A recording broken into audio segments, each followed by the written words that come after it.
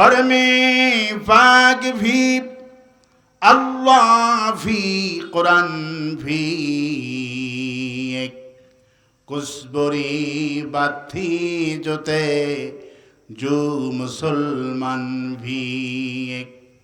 हे मुसलमान, তোমরা সকলেই তো বলো, মাহফিলে গিয়ে বলো, মসজিদে বলো, আল্লাহ আমাদের একটা, কোরআন আমাদের একটা, নবী আমাদের একটা। তাহলে আল্লাহ যদি এক হয়, কোরআনটা যদি এক হয়, নবীটা যদি এক হয়, তাহলে এই কথা কেন বলো না আমাদের দলও হবে একটা। ইন্না আকরামাকুম ইনদাল্লাহি আতকাকুম, তোমাদের মধ্যে যে ব্যক্তি আমাকে ভয় করে চলবে, কলিজার মধ্যে ওই লোকটা যদি অন্ধ হয়, কানাও হয়, লোকটার মর্যাদা আমার কাছে 1000 কোটি গুণ বেশি। কানা মানুষ চোখে দেখে না, দু চোখি কানা, কিন্তু আল্লাহরে ভয় করে। আল্লাহ পাক তার কথা কোরআনের বিষয় বানিয়ে দিয়েছেন। বিশ্বনবীর আপন শালা মা খাদিজার আপন ফুফাতো ভাই নাম হলো উম্মে মাকতুম রাদিয়াল্লাহু তাআলা আনহু। দু চোখি কানা, চোখে দেখেন না, জন্ম অন্ধ তিনি। রাসূল করিম সাল্লাল্লাহু আলাইহি সাল্লাম নেতাদেরকে সময় দিলেন, সোমবারের দিন তাদের সাথে কনফারেন্স করবে, তাদের সাথে ইসলাম নিয়ে বুঝাবুঝি করবেন। রাসূলুল্লাহ ইবনে ওয়াইল মুগিরা উতবা সাহেবাদেরকে কোরআনের দাওয়াত যখন পেশ করলেন, 2 ঘন্টা 3 ঘন্টা হয়ে গেল। হঠাৎ করে উম্মে মাকতুম রাদিয়াল্লাহু তাআলা আনহু বিশ্বনবী সাল্লাল্লাহু আলাইহি সাল্লামের কাছে এসে হাজির হয়ে গেলেন। কিন্তু রাসূল সাল্লাল্লাহু আলাইহি ওয়াসাল্লাম অন্ধ লোকটাকে দেখে ভুরু কুঞ্চিত করলেন, গুরুত্ব কম দিলেন। ভুরু কুঞ্চিত করলেন মানে গুরুত্ব কম দিলেন, যে বেটা তুমি তো আমার আপনজন, তুমি আমার শালা, তুমি এখন আসছো আমাকে জিজ্ঞেস করছো আল্লাহর কথা, তোমার প্রশ্নের জবাব পরে দিব, আগেই সব নেতাদের কাছে আমি বুঝাই। নেতারা যদি কালেমালা হয়ে যায়, গোটা দেশের মানুষ কালেমালা হয়ে যাবে। সুবহানাল্লাহ। এই জন্য রাসূলুল্লাহ সাল্লাল্লাহু আলাইহি ওয়াসাল্লাম আপন শালার দায়িত্ব তিনি গ্রহণ করলেন, যে পরে তাকে আমি জবাব দিব। রাসূলুল্লাহ ভুরু কুঞ্চিত করলেন, তাকে গুরুত্ব কম দিলেন। রাসূলুল্লাহ ব্যর্থ হয়ে গেলেন, নেতারা তো কেউ ঈমান আনলো না। রাসূলুল্লাহ ব্যর্থ হয়ে যখন ঘরের দরজায় পা দিয়ে দিলেন, আল্লাহ পাক ওহী নাজিল করলেন, আবাসা ওয়া তাওয়াল্লা আন জাহুল আ'মা। হে নবী, তুমি কেন ভুরু কুঞ্চিত করেছো, কেন তাকে গুরুত্ব দিলে না? তোমার কাছে একটা অন্ধ লোক এসেছিল বলে ওই লোকটার কলিজার মধ্যে আমার মহব্বত দিয়া ভরা আছে। রাসূল করিম সাল্লাল্লাহু আলাইহি সাল্লাম যেদিন থেকে উম্মে মাকতুমের জন্য সূরাটুকু নাজিল হয়ে গেলেন, আবাসা নাজিল হয়ে গেল, রাসূলুল্লাহ উম্মে মাকতুম অন্ধ সাহাবীকে দেখলে দাঁড়িয়ে যেতেন। সাহাবীরা জিজ্ঞেস করে, রাসূলুল্লাহ আপনার মতো বিশ্ব নবী একটা অন্ধ সাহাবীকে দেখে দাঁড়ান। আমরা অবাক হয়ে গেলাম। রাসূলুল্লাহ বলেন, এই অন্ধ লোকের ঈমান আল্লাহর কাছে এত পছন্দ, যেই লোকটার ঈমানের ব্যাপারে আল্লাহ পাক আমাকে ওহী নাজিল করে দিয়েছেন, এই লোকটার ঈমান আল্লাহর কাছে বড় পছন্দনীয়। রাসূল করিম সাল্লাল্লাহু আলাইহি ওয়াসাল্লাম যেদিন থেকে আয়াত নাজিল হয়ে গেলেন, রাসূলুল্লাহ বললেন, আমি যখন সফরে থাকব, আমি মদিনার মসজিদের ইমাম, আমি জুমার খুতবা দিই, 5 ওয়াক্ত নামাজ পড়াই, কিন্তু আমি যখন থাকবো না, রাষ্ট্রীয় কাজে দেশের বাইরে থাকবো, আমার অ্যাবসিনে 5 ওয়াক্ত নামাজ এবং জুমার নামাজের ইমামতি করবে আমার শালক উম্মে মাকতুম রাদিয়াল্লাহু আনহু। শুধু তাই নয়, ওমর স্বরাষ্ট্রমন্ত্রী, আবু বকর পররাষ্ট্রমন্ত্রী, ওসমান অর্থমন্ত্রী, বিশ্বনবীর মন্ত্রী পরিষদ। কিন্তু বিশ্বনবী যখন সফরে যাতেন রাষ্ট্রীয় কাজে, প্রেসিডেন্টের চেয়ার, বিশ্বনবীর চেয়ারটা খালি পড়ে আছে। রাসূলুল্লাহ বললেন, আমার চেয়ার খালি থাকবে না, আমার সামনে আমি যেমন আমার চেয়ারে বসি, আমি যখন রাষ্ট্রীয় কাজে বাইরে থাকব, প্রেসিডেন্টের দায়িত্ব, প্রেসিডেন্টের চেয়ারে, বিশ্বনবীর চেয়ারে বসে সভাপতির দায়িত্ব পালন করবে এই অন্ধ সাহাবী উম্মে মাকতুম রাদিয়াল্লাহু আনহু। বিশ্বনবী মুহাম্মদ সাল্লাল্লাহু আলাইহি সাল্লামের চেয়ারে বসে মন্ত্রণালয়ের সভাপতির দায়িত্ব পালন করেছেন এই উম্মে মাকতুম রাদিয়াল্লাহু তাআলা আনহু। তাও সুবহানাল্লাহ বললেন না? কিসের কারণে হয়েছে বলেন? তাকওয়ার কারণে। তাকওয়া যার যত বেশি, আল্লাহর কাছে তার মর্যাদা তত বেশি। সুবহানাল্লাহ। তাকওয়া মানুষকে কোথায় নিয়ে যায়, কোথায় নিয়ে যায়! সুবহানাল্লাহ। ওমর রাদিয়াল্লাহু তাআলা আনহু প্রেসিডেন্ট হওয়ার পর রাতে তো ঘুমান না, শুধু মানুষের মাল পাহারা দিচ্ছেন। সুবহানাল্লাহ। কে খেয়ে আছে না খেয়ে আছে। ওমর তো রাতে ঘুমান না। রাসূলের হাদিস হলো, ইন্নাল্লাহা ইয়ারফাউ বিহাযাল কিতাব আকওয়ামান ওয়া ইয়াদাউ ফি আখিরিন। রাসূলুল্লাহ বলেছেন, একটা মানুষের যে সম্মান হয়, মর্যাদা হয়, মূল কারণ হলো কোরআন। আবু বকরের সম্মান বেড়েছে, ওমরের সম্মান বেড়েছে, আলীর সম্মান বেড়েছে, সাহাবীদের সম্মান বেড়েছে। ওমর ছিল সন্ত্রাসী, ওমরের সম্মান বেড়েছে কোরআনের কারণে। কোরআন আমল যে ব্যক্তি করে, আল্লামা সাইদির জন্য লাখো মানুষ এখনো কান্দে। কারণ হলো সাইদি কার কথা বলেছে। আর একটা দলের নেতা পলাতক, দেশ ছেড়ে গেছেন, অসুস্থ, হাসপাতালে। এখন হাসিনা এখন হাসপাতালে, মরবে মরবে ভাব, নিউজ দেখতে পাচ্ছি। কিন্তু মরে গেলে বলেন তো হাসিনার লাশটাকে দেশে আসবে নাকি? দেশে আসবে? কেন আসবে না?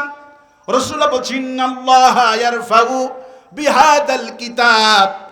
একটা মানুষের যে সম্মান আর মর্যাদা হয়, মূল কারণ হলো কোরআন।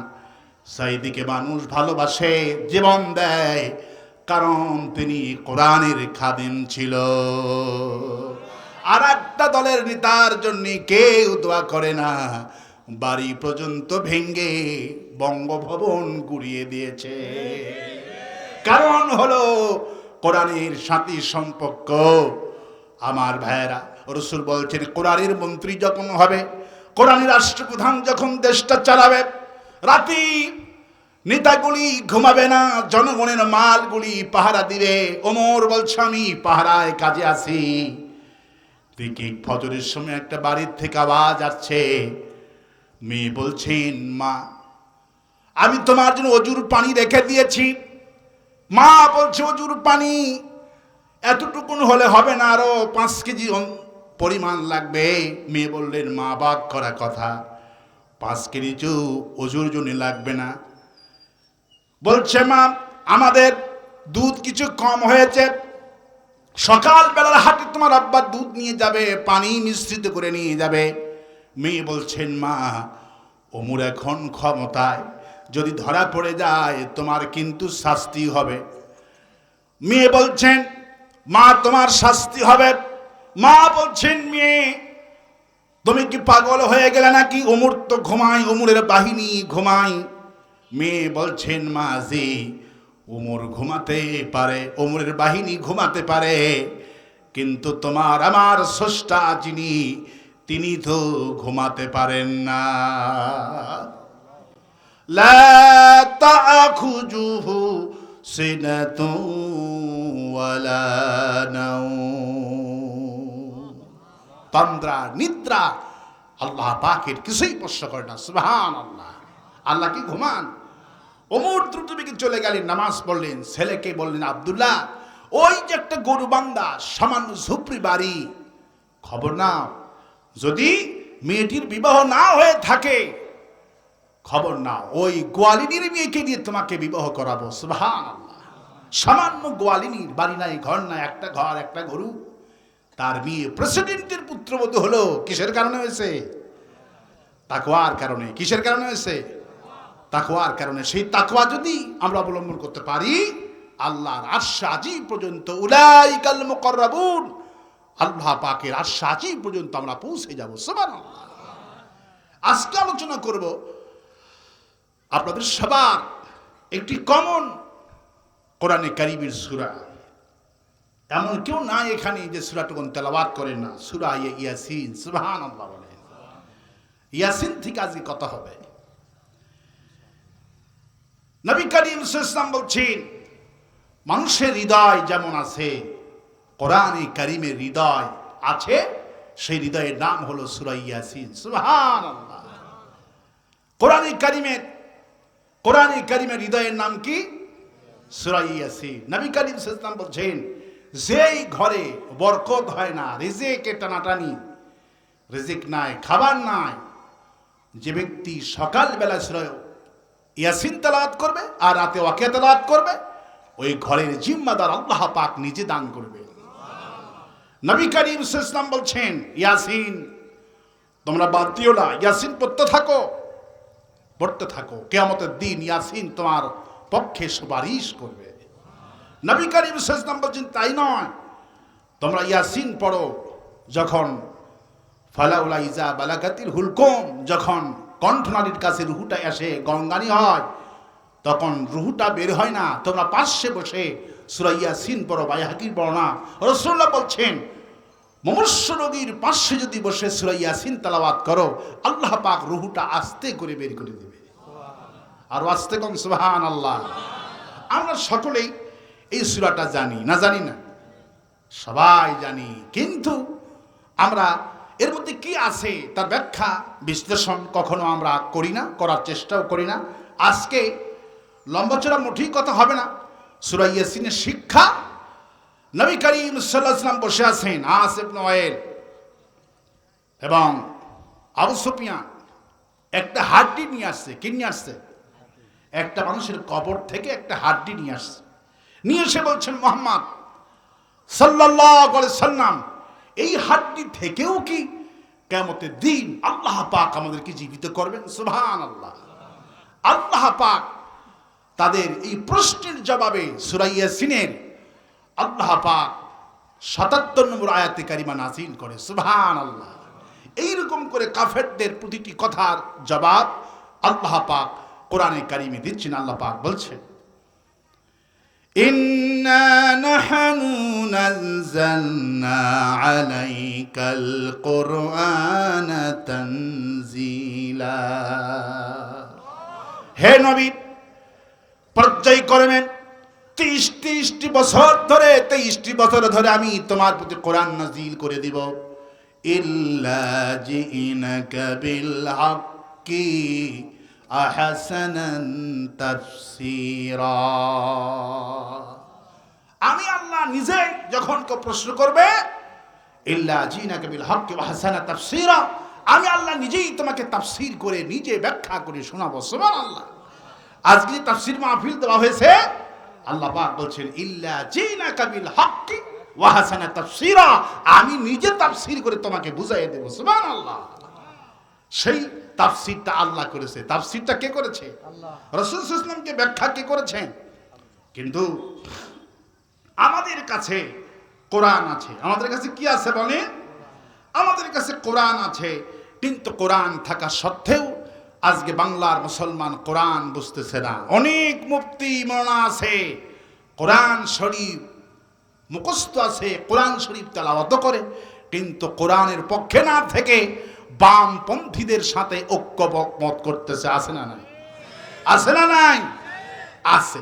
এদের দৃষ্টান্ত আল্লাহ পাক সূরা জুমার ৫ নম্বর আয়াতে দিয়েছেন।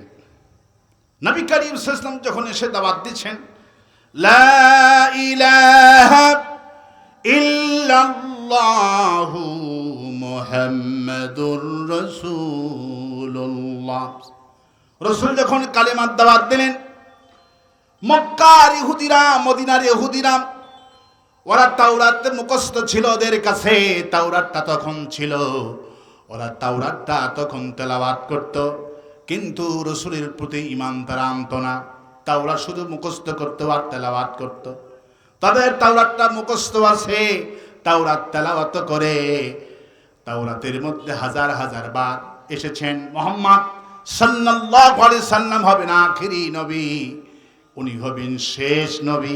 এই কথা তাওরাতে, জাবুরে, ইনজিলে সব কিতাবে লেখা ছিল। কিন্তু তাওরাতের আলিম ইহুদিরা ওরা তাওরাত শুধু মুখস্থ করে আর তাওরাত শুধু তেলাওয়াত করে। আল্লাহ পাক হাবিব সাল্লাল্লাহু আলাইহি সাল্লাম যখন কালিমার দাওয়াত দিলেন, কালিমা গ্রহণ করলো, মাথায় টুপি পরে, পাঞ্জাবি পরে হুজুরগুলি রাসূলের কাছে আসছেন। আল্লাহর হাবিব সাল্লাল্লাহু আলাইহি ওয়াসাল্লাম মাথায় টুপি, মুখে দাড়ি, 5 ওয়াক্ত নামাজও পড়ে। আল্লাহ পাক বলছে, হাবিব এরা আসলেই মাথায় টুপি থাকলে আর জুব্বা থাকুক আর নামাজ পড়ুক, আসলে এরা মুমিন না। আল্লাহ পাক তখন বলতেছেন, وَمِنَ النَّاسِ مَن يَقُولُ آمَنَّا بِاللَّهِ وَبِالْيَوْمِ الْآخِرِ وَمَا هُمْ بِمُؤْمِنِينَ। মানুষের মধ্যে কিছু লোক আছে, ইয়া রাসূলুল্লাহ, মানুষের মধ্যে কিছু লোক আছে যারা বলে ঈমান আনছি, পরকালকে বিশ্বাস করি, আখিরাতে বিশ্বাস করি, নবী তোমারেও বিশ্বাস করি। আল্লাহ পাক বলে ওয়ামা হুম বিমুমিনিন, এরা আসলে মুমিন না, এরা আসলে মুমিন না, এরা হলো মুনাফিক। এরা কি? এরা কোরআন পড়ে, নামাজ পড়ে। আল্লাহ পাক তখন হাবিবকে শোনালেন, হাবিব আপনি শোনেন, এদের দৃষ্টান্ত শোনেন, যারা নামাজ পড়ে, যারা কোরআন পড়ে, ওই তাওরাত তাদের কাছে আছে, ওরা তাওরাতের মধ্যে প্রতি পাতায় পাতায় দেখেছে রাসূলুল্লাহ ইনি হলেন শেষ নবী। তোমার বর্ণনা আমি তাওরাতে দিয়েছি, এরা তাওরাত তেলাওয়াত করে, তাওরাত মুখস্থ আছে, কিন্তু তোমার প্রতি ঈমানটা আনে না। আর এই মুনাফিকেরা যে তোমার প্রতি, তোমার পেছনে নামাজ আদায় করে আর তোমার পেছনে নামাজ পড়ে, তোমার নামে জিকির করে, কিন্তু কোরআনের শাসনটা হোক এইটা তারা চায় না। আল্লাহ পাক তখন বলছেন, মাসালুল লাযিনা হুমিলুত তাওরাতা সুম্মা লাম ইয়াহমিলুহা কামাসালিল হিমারি ইয়াহমিলু আসফারা। হে নবী, এদের দৃষ্টান্ত হলো সেই গাধার মতো। কিসের মতো?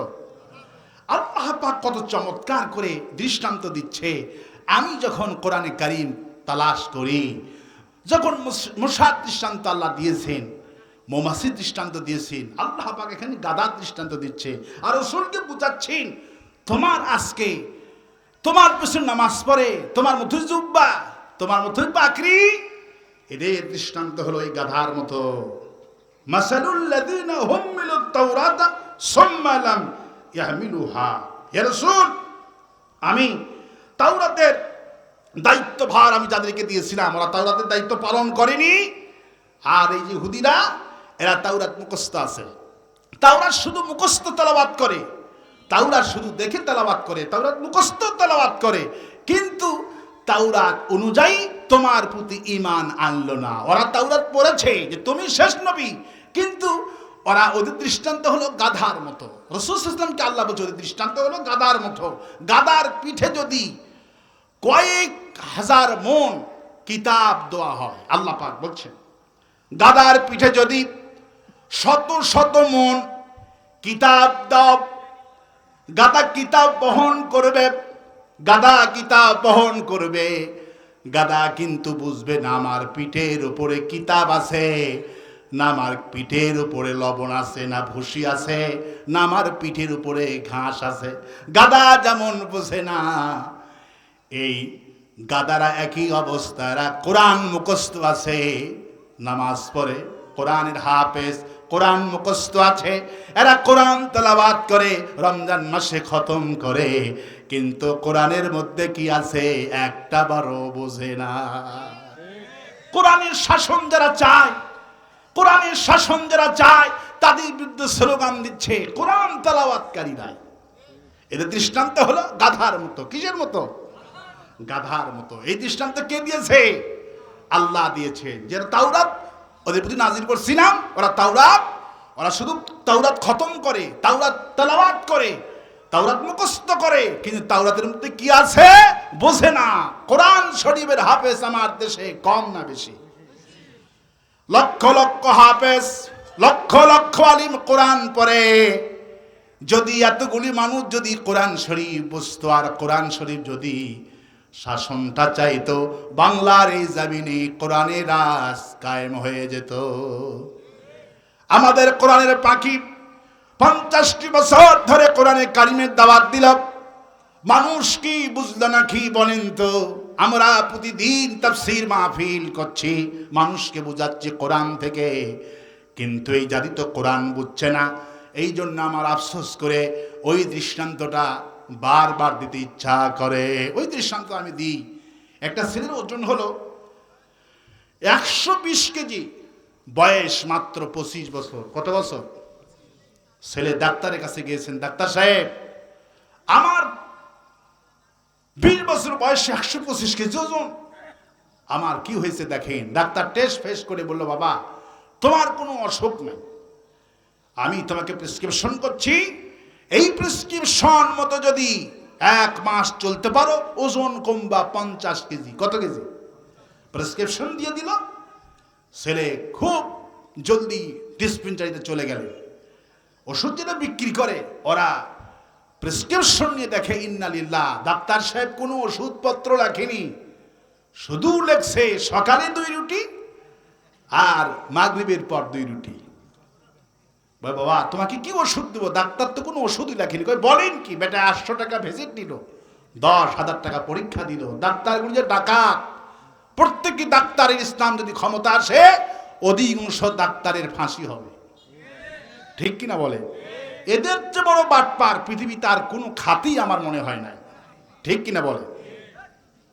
তো ছেলে প্রেসক্রিপশন নিয়ে ডাক্তার চেম্বারে হাজির। ডাক্তার দোকান তার চেম্বার বন্ধ করবে। বলছে, এই ছেলে কেন আসছো? কয় স্যার 800 টাকা ভিজিট, 10,000 টাকার পরীক্ষা, একটা ওষুধ লেখেননি।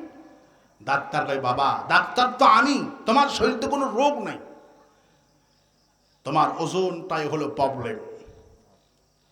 আমি তোমাকে যে প্রেসক্রিপশন করেছি সকালে 2 রুটি আর সন্ধ্যায় 2 রুটি, এইভাবে যদি 1 মাস কন্টিনিউ চলতে পারো ওজন কমবা 50 কেজি।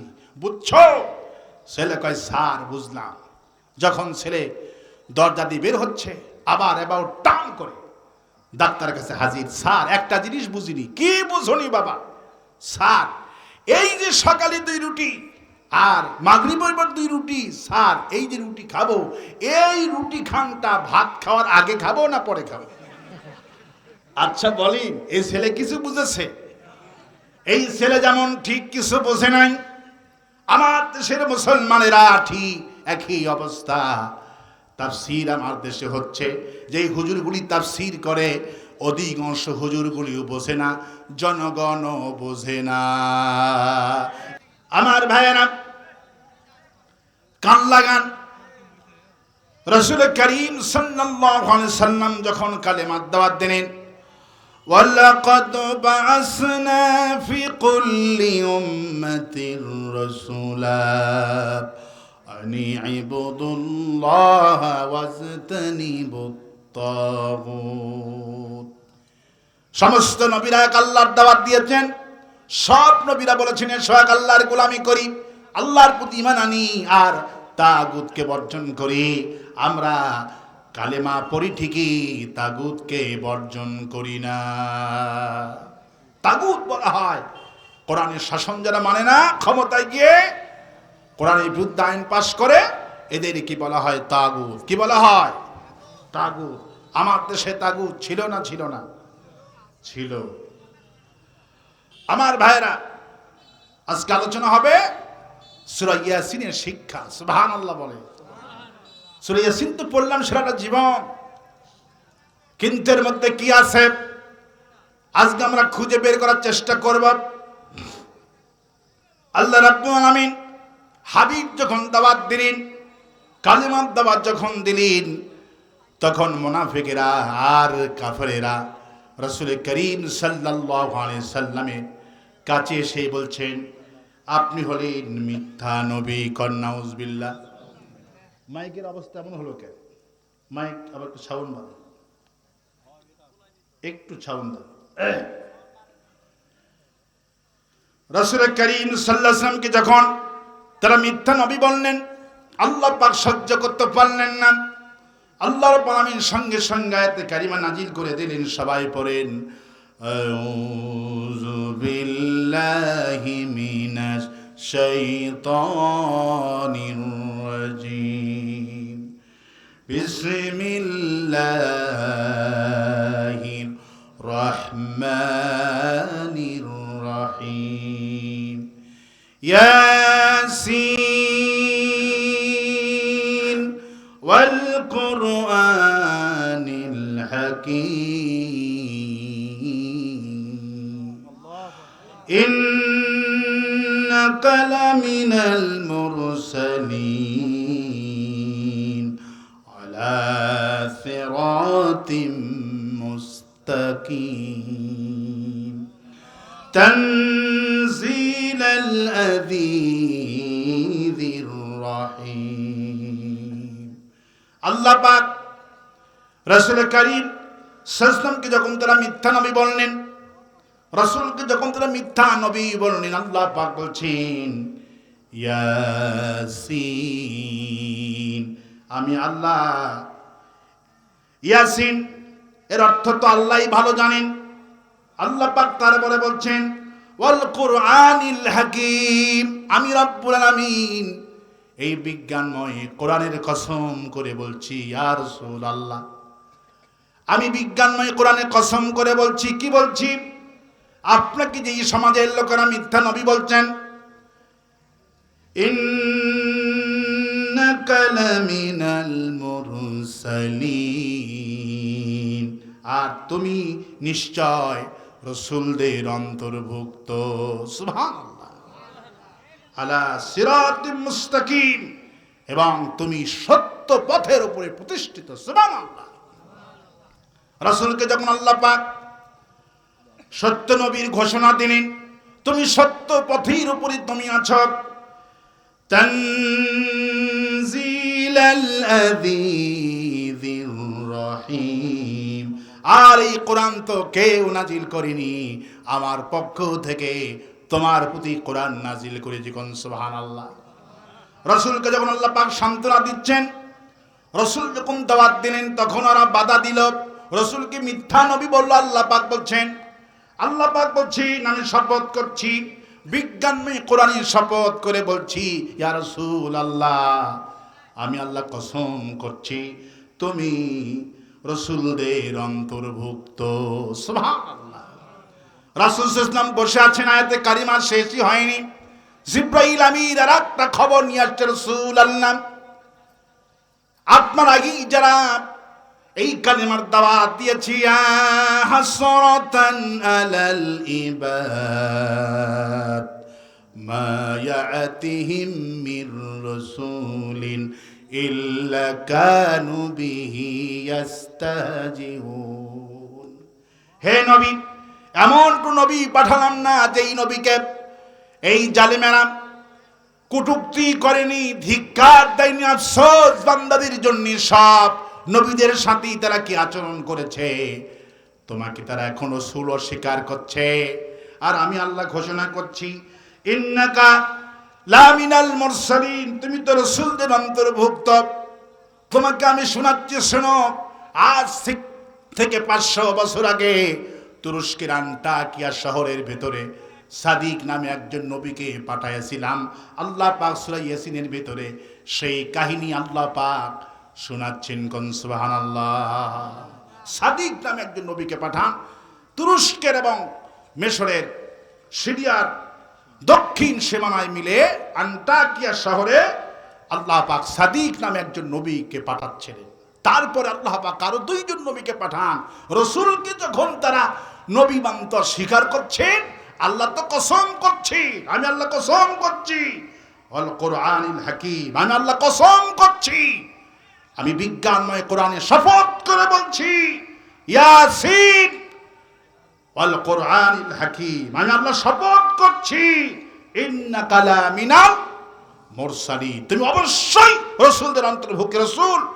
আজকে নতুন নয়, সেই আন্তার্কটিকা শহরে নবী যখন সাদিককে নাজিল করলাম, নবীকে নাজিল করার কারণে নবীর কর্মীর সংখ্যা খুবই কম।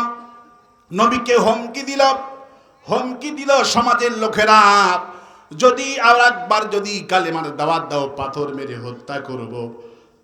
আল্লাহ রাব্বুল আলামিন সেই সময় কোরআনে কারীমের একজন কর্মী, নাম হলো হাবিব নাজ্জার। কি নাম? নাজ্জার মানে হলো কাঠ মিস্ত্রি। কি মিস্ত্রি? আর হাবিব মানে হলো বন্ধু, কাঠ মিস্ত্রির বন্ধু। সুবহানাল্লাহ বলে। তিনি সেই নবীদের উত্তরসূরি ছিলেন। আল্লাহ পাক বলেন, সেই নবীদের উত্তরসূরি হওয়ার কারণে আজ যারা ইসলাম আন্দোলন করে মাথায় টুপি দিয়েছে, সেদিন একটা হোটেলে ভাত খেলাম, চরমনাইয়ের মুরিদ, রাত দিন 24 ঘন্টা সবার মাথায় টুপি। যে ক্যাশিয়ার তার মাথায় টুপি, সব সময় চরমনাইয়ের ওই দেশটা হোটেলের মধ্যে বিদ্যমান। 24 ঘন্টায় কাস্টমার। বগুড়া সেলিম হোটেল আছে। কি হোটেল আছে? সেলিম হোটেল। চরমনাইয়ের মুরিদ পুরা ছাত্র, মনে হবে দেখলে মেসিয়ান না, সবগুলি ছাত্র। সুবহানাল্লাহ। সবাই মাথায় টুপি, সাদা ড্রেস, রাত দিন। Akbari hotel fail, Salim hotel, রাত দিন 24 ঘন্টা কাস্টমার। সুবহানাল্লাহ বলে। লোকেরই বিশ্বাস আছে। আওয়ামী লীগ, তারা কয় আমরা আওয়ামী লীগ করি, আওয়ামী লীগের হোটেলে ভাত খাবো না। ওরা হলো বাটপার। ওরা কি? বাটপার। মরা মুগরি খাওয়াবে, ঠিক কিনা বলে? কিন্তু চরমনাইয়ের মুরিদ এটা অসম্ভব, হালাল জিনিস খাওয়াবে। সুবহানাল্লাহ বলে। এই লোকের নাম ছিলেন হাবিব নাজ্জার। দর্জির কাজ করতেন, কিন্তু কোরআনের কর্মী, নবীর সৈনিক। যারা আল্লাহর হুকুম যারা পালন করে না, তারা তার কাছে কাপড়গুলি বানাতে দেয়। সুবহানাল্লাহ। কারণ তার কাপড় তৈরি করা সুন্দর, ডিজাইন সুন্দর, মানুষের মন আকৃষ্ট করেছেন ব্যবহার আচরণে। এই হাবিব নাজ্জার এত জনপ্রিয় ব্যক্তি হয়ে গেলেন, নবীদের অনুসরণ হয়ে করলেন। যখন সেই দেশের রাষ্ট্রশক্তি আর যুবকেরা নবীকে পাথর মারার হুকুম যখন করলেন, হাবিব নাজ্জার কাঠ মিস্ত্রি ছিলেন, কেউ কেউ বলেছেন দর্জিও ছিলেন। তিনি কাঠ মিস্ত্রি, তার প্রসিদ্ধ তাফসিরে এসেছেন। তিনি কাঠের কাজ করতেন, মানুষের দরজা জানলা বানিয়ে দিতেন, সবাই পাগল হয়ে যেতেন। সব দলের লোকেরা তার কাছে কাজ করতেন।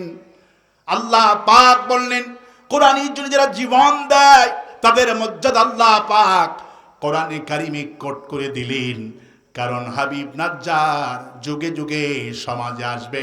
সাহাবী দেখেনি, খাব্বাব দেখেনি, বিলাল দেখেনি, আমরা দেখলাম শহীদ আবু সাঈদকে কিভাবে বুক পেতে দেয় বন্দুকে লড়ের কাছে। শহীদ আবু সাঈদ কিয়ামত পর্যন্ত স্মরণীয় হয়ে থাকবে। আরো আসতে বলেন ঠিক, আরো আসতে বলেন ঠিক। আমার ভাইরা, আল্লাহ পাক বলেন, সেই হাবিব নাজ্জার যখন শুনতে পারলেন নবীদেরকে হত্যা করা হবে, আল্লাহ পাক তার কথা বলছেন, ওয়াজা মিন আকসাল মাদিনাতি রাজুলুন ইয়াসা। আল্লাহ পাক বলছেন, শহরের দূর প্রান্ত হতে এই সাদিকের কর্মী একজন কাঠ মিস্ত্রি দৌড়ে চলে আসলেন। এসে বলছেন, এই নবীর অনুসরণ করো, ইত্তাবিউ। যিনি তার অনুসরণ করো, আজরা ওয়া হুম মুহতাদুন, যিনি কোনো বিনিময় গ্রহণ করে না, নবীর অনুসরণ করো। তখন তারা এই হাবিব নাজ্জারকে ঘিরে ফিরে দিলেন। রাসূল করিম সাল্লাল্লাহু আলাইহি ওয়াসাল্লামকে আল্লাহ পাক বলছেন, নবী তুমি নবী না। এই কথা তো ওরা বলছে, আমি তো কসম করে বলছি কোরআনের তুমি নবী, তুমি রাসূলদের অন্তর্ভুক্ত। আমি কোরআন তোমার প্রতি নাজিল করেছি। ওরা যতই তোমাকে রাসূল না বলুক, কোরআনের দাওয়াত যারাই দিয়েছি তাদের প্রতি নির্যাতন হয়েছে। আল্লাহ পাক রাসূল আর সাহাবীরা বসে আছেন, জিবরাইল আমিন যখন বর্ণনা করছেন, রসুল কান্দে, সাহাবীরা কান্দে। আরে হাবিব নাজ্জার কোরআনের জন্য, ইসলামের জন্য কত পরিশ্রম আর কত কষ্ট করেছে। আল্লাহ পাক সেই কোরআনের সেই হাবিব নাজ্জার সাদিক নবীর কর্মী বাহিনীর কথা সূরা ইয়াসিনের মধ্যে আল্লাহ পাক তুলে দিয়ে দিলেন। আল্লাহ পাক বললেন, এই হাবিব নাজ্জার জনগণকে বুঝালেন, আমাদের রব আল্লাহ তিনি আমাদেরকে বানিয়েছেন। আমাদেরকে কে বানিয়েছেন? আল্লাহ বানিয়েছেন। আকাশ বানিয়েছেন তিনি, ঘুম পাড়ান তিনি, আমাদেরকে সব কিছু বানিয়েছেন তিনি। তিনি দাওয়াতি কাজ করলেন। রাষ্ট্র শক্তি বুঝতো না, জালেমগুলো বুঝতেই পারল না। হাবিব নাজ্জারকে চাকু মারা হলো। হাবিব নাজ্জারকে যখন চাকু মারা হলো, হাবিব তখনও বলতেছেন, ইন্নী আমানতু বিরাব্বিকুম ফাসমাউ, তোমরা আমার কথা শোনো, আমাকে চাকু মেরো না। ইন্নী আমানতু বিরাব্বিকুম ফাসমাউন, তোমরা আমার কথা শোনো, আমি যে রবের প্রতি ঈমান আনছি, আমার কথা শোনো, দুনিয়াও সফল, আখিরাতও সফল হয়ে যাবে। হাবিব নাজ্জারকে যখন চাকু মারা হলো, তার ভুঁড়ি যখন বের হয়ে গেল, ভুঁড়ি রাস্তায় যখন তার ভুঁড়িটা বালুর মধ্যে পড়ে গেলেন, আল্লাহ পাক জিবরাইল আমিনকে বলে, আজরাইলের তো দায়িত্ব জান কবজ করার, কিন্তু আমি তোমাকে জান কবজের দায়িত্ব আজরাইলকে দিলাম না, তুমি চলে যাও, আমার হাবিবের জানটা তুমি কবজ করো। আর আল্লাহ পাক তখন বলছেন, কিলা দুখুলিল জান্নাহ, সাথে সাথে আল্লাহ নিজে ঘোষণা করে বলছে, হাবিব নাজ্জার তুমি আমার জান্নাতে প্রবেশ করো। হাবিব জান্নাতে প্রবেশ করে বসে আছেন। হাবিব জান্নাতের নাজ নিয়ামতের মধ্যে বসে আছে, আর তিনি বলছেন, ক্বালা ইয়া লাইতা কওমি ইয়ালামুন, তিনি বলছেন, হে আমার কওম, হে আমার কওম, যারা আমার পেটে চাকু মেরেছো, যদি তোমরা জানতে পারতে। কি জানতে পারতে? আল্লাহ পাক পরে বলছেন, হাবিব নাজ্জার জান্নাতের ভিতরে গিয়ে কওমকে ডেকে ডেকে বলছেন, কওমি ইয়ালামুন, যদি আমার কওমগুলি জানতে পারত। আল্লাহ পাক পরে রাসূলকে জানাচ্ছেন, হাবিব নাজ্জার জান্নাতের ভিতরেও গিয়ে এই কথা বলছেন, বিমা গফারা লি রাব্বি ওয়া জাআলানি মিনাল মুকাররামিন। হে আমার কওমেরা, যারা আমাকে চাকু মেরেছ নবীর দল করার কারণে, যারা আমাকে পেটে চাকু মেরে ভুঁড়ি বের করে দিয়েছ, যেই দলটা করার কারণে তোমরা, যেই দল তোমাদের কাছে অপছন্দনীয় ছিল, আর ওই দল করার কারণে, তোমরা আমাকে শহীদ করার কারণে আল্লাহ আমাকে ক্ষমা করেছে আর আমাকে সম্মানিত করেছে। যদি তোমরা জানতে পারতে, বিমা গফরলি, আল্লাহ আমাকে কেন ক্ষমা করেছেন, কিসের বিনিময়ে ক্ষমা করলেন, আল্লাহ আমাকে জান্নাতে এত নাজ নিয়ামত দিয়েছেন, মর্যাদা দিয়েছেন, মুকরামিন আমাকে সম্মানিত করেছেন,